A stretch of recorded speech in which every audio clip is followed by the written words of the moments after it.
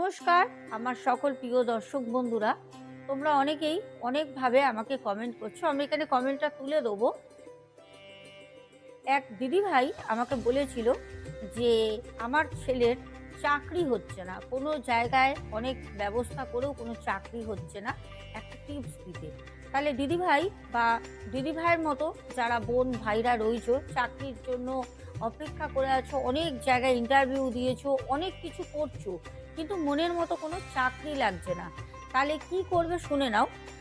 আসছে শনিবার বজরংবলীর মন্দিরে যাবে সকাল 8টার মধ্যে।